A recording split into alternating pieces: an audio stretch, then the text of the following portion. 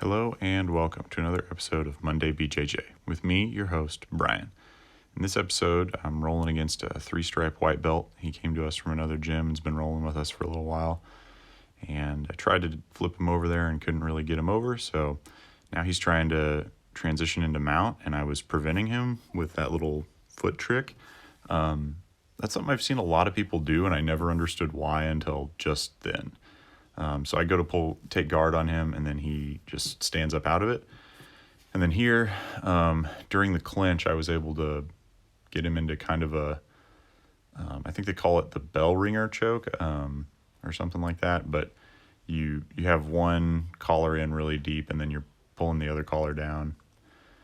Now I'm rolling against a purple belt, and this guy is really insanely good at top pressure. So you're going to get to see me tap a whole bunch. To just him being on top of me. But you'll see me try this leg slice pass several times and see what works and what doesn't work. Some of it works against people depending on how hard they want to fight me. And some of it doesn't work just in general. So anyways, yeah, you'll see there again, another just top pressure tap. And so here I try to do a Toriando pass, and I just lean too far into it. And so he does a really smooth mount take, and I do roll him over, but he's got some sort of choke on me. And then he really starts cranking it on here, and I actually felt my back and my neck pop when he was putting it on because it was so tight. So here I'm really driving the knee forward as I try to execute the pass. And I think it put me just enough off balance to the front that he was able to roll around. And here he's got knee on belly on me, and I tap to that. And then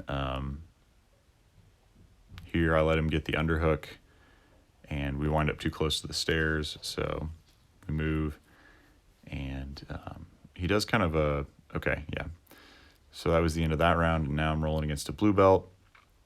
And he knows I'm a wrestler, and so I leave my head in a lot, and he stuffs my head and takes me down that way.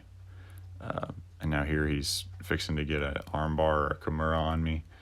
And I think I wound up tapping to that arm bar. No, I think he did a Kimura. So, and here I let him get the underhook while I'm on top, and so he rolls me. I try the pass again, and he's able to get out and around me. And we wind up rolling off camera, so I cut out all that.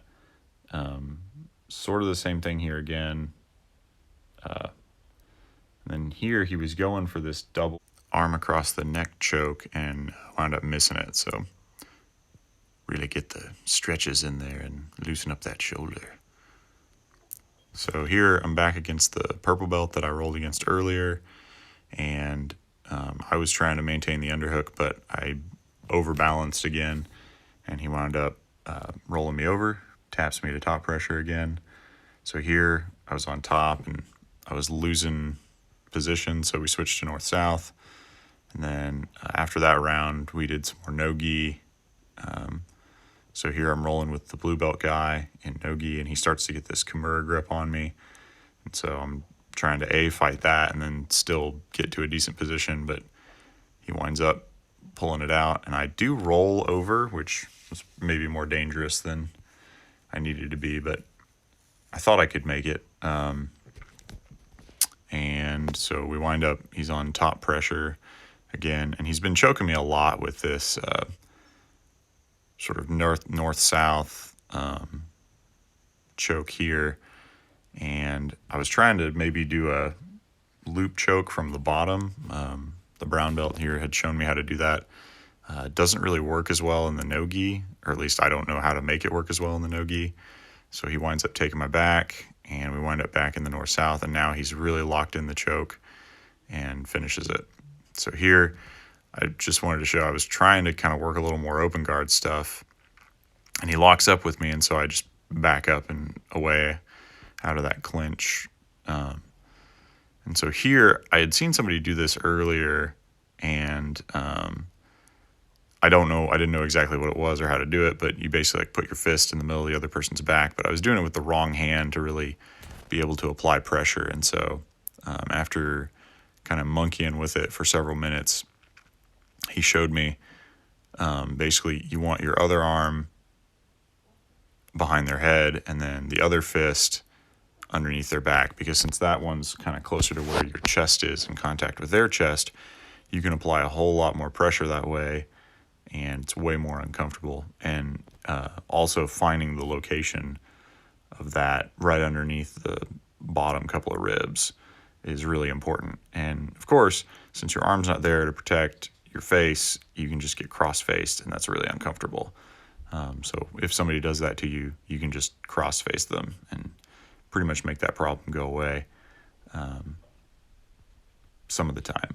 So here I'm looking to try to suck his arm up and do something with it, but I overbalance, and so he switches around on me and gets the face of me again. And so I tried another knee slice pass, and we're back into side control. And I'm trying not to overbalance, but he's got the underhook on me again. So I think maybe I'll go the other direction. And of course, you wind up losing your back when you do that. So not the best choice by far. And so here he locks up this Kimura on me and finishes me. And so there I do basically I just passed to the other side and transition into mount, I think. But I think he caught me on the way over, and so I just wound up in like a half guard or a quarter guard, and then he gets me in a head and arm, and yeah, just shrugging your shoulders. Look at this guy. Look at this guy. Come on. What is this guy even doing? This is ridiculous. Look at this guy. So yeah, he does BJJ videos like every Monday, just like you see some jokes and stuff, so like and subscribe.